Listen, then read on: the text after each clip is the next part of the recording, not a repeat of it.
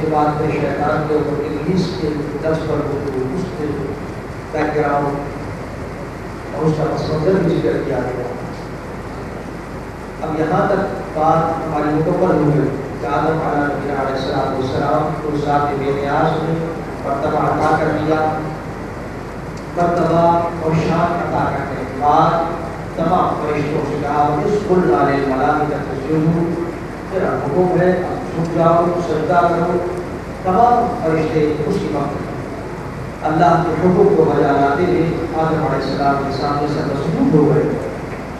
فسجدوا الا ابلیس، سوائے ابلیس ابا واستکبر وکان من الکافرین، تکبر کیا، پڑھائی میں انکار کر دیا۔ اس پر بھی ہماری گفتگو رہی ہے۔ تکبر اور یہاں سے صالحین اور کاملین کی تربیتوں کے حوالے سے، خانقاہی نظام کے حوالے سے ہم نے اس پر کافی تفصیلی گفتگو کی۔ تکبر نے بات دیا اور صرف اس لمحے جس نے 80 سال عبادت کی تھی، جس کو اللہ نے کہا اور عیسو ملائکہ نے دنیا جن کو ملائکہ کا سردار بنایا تھا، یہ بھی ذکر کیا تھا اشد الملائکہ اجتہادا واکثرهم علما۔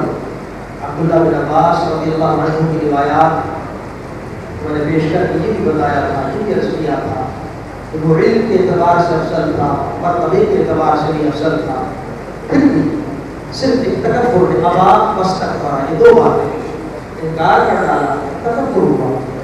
اس لمحے خلاق عالم کو جلال آیا اور قدر میں فرمایا کان من الکافرین، یہ شخص کافروں میں سے ہو گیا۔ آدم کی عزت و عظمت ثابت کروا دی اور شیطان برباد، ذلیل اور رسوا ہو گیا، وہ تمام برباد ہو گیا۔ اس کے بعد اب قرآن اگلی بات ذکر کرتا ہے کہ آدم کی عزت مرتبہ سب نے سجدہ کر لیا، شیطان ذلیل ہو گیا، رسوا ہو گیا، خالق نے اس کو نکال دیا۔ فخر انک من الصابرین، دوسرے مقامات پر قرآن میں اسی واقعے کو کئی جگہ پر ذکر کیا گیا۔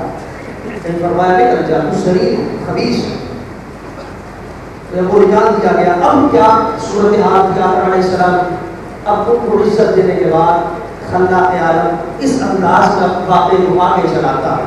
خالق کائنات فرماتا ہے وَقُلْنَا يَا آدَمُ اسْكُنْ أَنْتَ وَزَوْجُكَ الْجَنَّةَ وَكُلَا مِنْهَا رَغَدًا حَيْثُ شِئْتُمَا وَلَا تَقْرَبَا هَٰذِهِ الشَّجَرَةَ فَتَكُونَا مِنَ الظَّالِمِينَ۔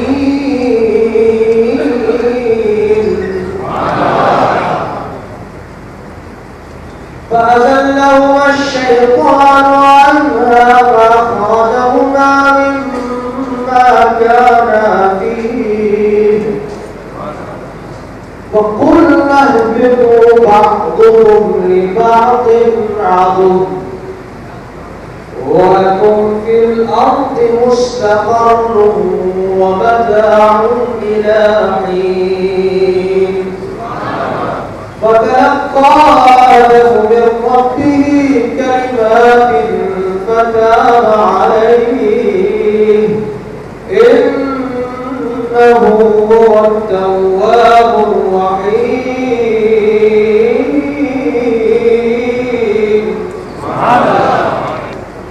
اب ذات بنیاز اگلا واقعی ہو گیا کہ عظمت دلانے کے بعد، مرتبہ دلانے کے بعد، شیطان کو دھکے دینے کے بعد، مردود کرنے کے بعد، نکالنے کے بعد اب آدم کو اور عزت، اب اس علم اور اس مرتبے کے بعد جو کو مقام حاصل ہوا کہ ساری مخلوق میں سجدہ کیا، سب جھک گئے اس علم کی عظمت کے آگے۔ اب کہا آدم اب تیرے لیے عمدہ رہائش کا انتظام اللہ۔ قلنا یا آدم اسکن انت وزوجک الجنہ، اب تمہاری پہلے تمہیں اسٹیٹس، مرتبہ اور مقام دلا دیا، کائنات کے عالم میں سب کے سامنے بتا دیا۔ اس کو ہم ذکر کر رہے ہیں کس طرح دلوایا، ایگزامینیشن ہوا، امتحان مقرر کیے گئے، جب فرشتے ناکام ہوئے، کامیاب نہ ہو سکے، آدم کی عزت سب کے سامنے عیان ہو گئی، علم نے مرتبہ دلوا دیا، مقام۔ اب عزتیں مراتب اب بڑھ خالق کی طرف سے انعامات میں اضافہ کہ آدم کی صرف اتنی عزت ہی نہیں کہ صرف لوگوں نے سجدہ کر لیا، مخلوق نے تمہاری عزت کو اعتراف کر لیا، تمہیں خلیفہ بنا دیا گیا، خلافت کے لیے چنا، اسی وجہ سے یہ بات چلی تھی۔ یہ عزتیں تو اپنی جگہ، اب رہائش وہ اعلیٰ ترین عطا کرتے ہیں جو کائنات میں سب سے افضل اور اعلیٰ جگہ ہے مومنوں کے لیے جنت۔ یہ جنت تو لے لیا اس جگہ پر تم اس کو انت وزوجک الجنہ، اب یہاں رہائش اختیار، یہاں ٹھہر جاؤ، وَكُلَا مِنْهَا رَغَدًا حَيْثُ شِئْتُمَا، اور جہاں سے چاہو جو دل چاہے گا۔ علم کیا فضیلتیں عطا کرتا ہے، آپ نے دیکھا یہ سب اسی کا سبب اللہ جو خلاق عالم نے علم کی صورت میں آدم علیہ السلام کو فضل عطا فرمایا کہ پہلے پوری مخلوق کو جھکایا ان کے آگے، ان کو مرتبہ اسٹیٹس عزت عطا مرتبہ عطا کیا، اور پھر رہائش کھانا پینا اعلیٰ ترین نعمتیں اب وہی پیش کیا ہے اللہ کہ عالم اس کو انت وزوجک الجنہ، اب یہ جنت تمہارے لیے، ٹھہرو تم بھی تمہاری بیوی بھی، وَكُلَا مِنْهَا رَغَدًا حَيْثُ شِئْتُمَا۔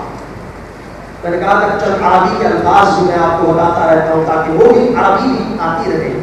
اس کو سکن یسکن سے ملا، اس کو کے معنی ہوتے ہیں ٹھہرنے، اس کو کیا معنی ہے ٹھہرنا، سکن سے اس کے معنی رہائش اختیار کرنا، یا آدم اس کو ٹھہر جا، ہم اسی سے کہتے ہیں سکن۔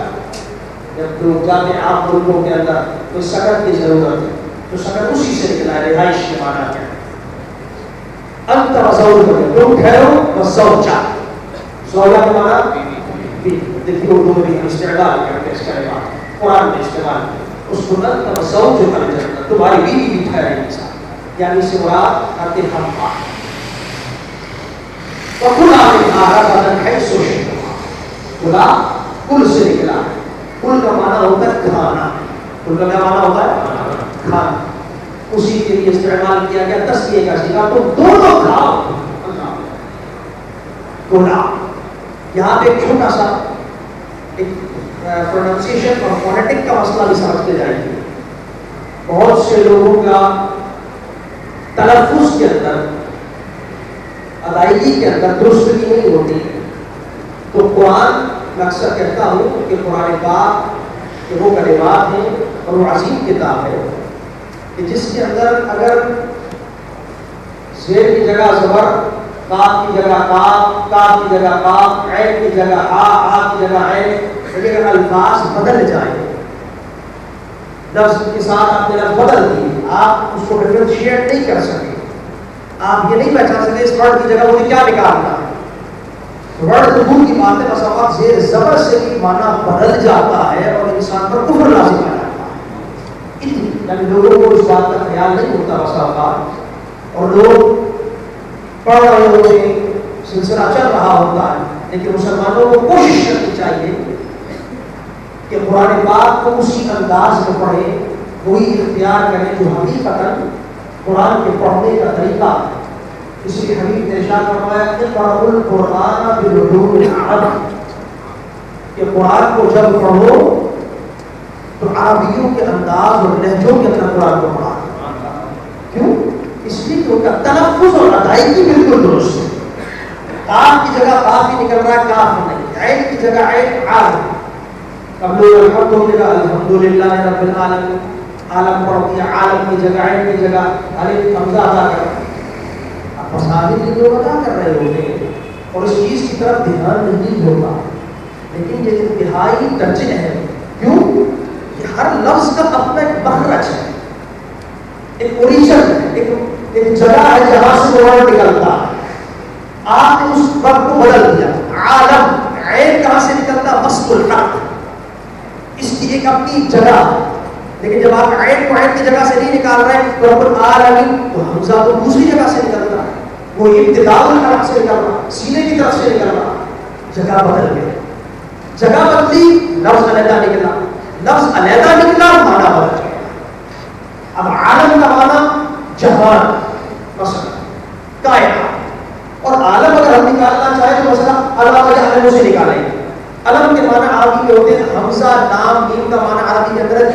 تکلیف. دیکھو مانا عجیب سا تم تکلیف دینے والے والے کیا ہم شکر ادا کریں. یہ تمام تعریف عجیب سی بات ہے. الگ کے مانا تم کے مانا کے طرف ایسا نہیں. ہم تو یہ کہہ رہے ہیں الحمدللہ کہ رب العالمین تعریف ہے اس ذات کے لیے جو تمام جہانوں کا پالنے والا ہے. یہ مانا کب کہ جب عین صحیح جگہ سے. اسی طرح یہ بات یہاں سے چلی کہ قل اور کل. حیدرآباد میں کچھ ساتھی نہیں پڑھ رہے تھے کبھی حالیہ کلاس چل رہی تھی اعتکاف سے پہلے. ماشاء اللہ ان کی جب انہوں نے پریکٹس کر رہے تھے تو ان سے یہی بات ذکر ہو رہی تھی کہ نکل رہا تھا کاف تھا نکلتا کل نکلتا کل. میں نے کہا مانا بدل رہا ہے. اب یہاں کیا ہے کل. کل ہی میں نے آپ کو ایک مانا بتایا تھا اس کل لالے ملائکہ. کل یعنی پالا سے نکلا. کیا مانا ہوا؟ کہنا بیان. جزاک اللہ. آپ کو یاد ہے نا اس کل کا جب ہم نے کہا پالا سے نکلا جس سے مانا کیا ہے کہنا. اسی سے امپیرٹیو سینٹینس ہو جائے گا قل. جیسے آیا قل هو اللہ احد. حبیب کہہ دیجیے بیان کر دیجیے کہ وہ ذات بے نیاز ایک ہے. تو قل کاف کا پروننسیشن اپنی جگہ ہے لیکن اب آپ قل کے بجائے کیا کہ قل هو اللہ احد. بہت سے لوگ پڑھ رہے ہیں خیال نہیں کرتے کل ہوگا. اب کل کا معنی دوسرا ہو گیا. حالانکہ بظاہر دو لفظ دونوں لفظ ہیں. ایک کاف نام بڑا کاف نام اور ایک ہے چھوٹا کاف نام کتاب والا اور ایک ایلچی والا کاف. اب دونوں کے فرق ہے. کل اس کا معنی کل سے نکلا جو ہم نے روزانہ استعمال میں بیان کرتا ہوں کہنا اس سے ٹو ڈسکرائب بیان کرنا بات کرنا. لیکن اگر آپ قل نہیں کہیں گے آپ کہتے ہیں کل تو اس کے معنی ہو جائے گا کھاؤ. اس کا معنی کیا ہو جائے گا کھاؤ. یہ کھانے سے نکلا جس کو آج رب یہاں استعمال کروا رہا. اب آپ کل کی جگہ کل ہوتا ہوا کھایا ہوتا ایک ہے معنی بدل معنی. تو خیال کریں اس بات کا کہ پروننسیشن بڑی اہمیت رکھتا ہے عربی کے اندر. تلفظ فونیٹکس اسی کو علم تجوید کہا جاتا ہے. تو قرآن کو جہاں ہم معنی سے سمجھ رہے ہیں کوشش کرتے ہیں وہاں احباب ساتھی پوری کوشش کیا کریں کہ قرآن کے تلفظ کو قرآن کے الفاظ کو اسی طرح نکالنے کی کوشش کریں جس طرح کے شریعت میں بیان کیا گیا ہے. انشاءاللہ جب اس طریقے سے آپ قرآن پڑھیں گے تو قرآن کو دیکھنے کا بھی ثواب ہوگا, پڑھنے کا بھی ثواب ہوگا, سمجھنے کا بھی اللہ ثواب ہوگا. تو کہا قُلْ مِنْهَا رَغَدًا حَيْثُ شِئْتُمْ. اے آدم اے وقت کھاؤ. اب یہاں ہمارا قُلْ یہ کھانے سے نکلا رہو رہائش تمہارے لیے سکون و اطمینان. اور اس کے بعد جہاں جنت کے اندر یہ باغ یہ درخت یہ ساری تمہارے لیے نعمتیں پھل طرح طرح کے کھانے یہ سب تمہارے قُلْ رَغَدًا حَيْثُ شِئْتُمْ. لیکن دیکھو آدم وَلَا تَقْرَبَا هَٰذِهِ الشَّجَرَةَ فَتَكُونَا مِنَ الظَّالِمِينَ. یہ درخت ہے اس درخت کے قریب مت جانا. اس درخت کے قریب مت جانا.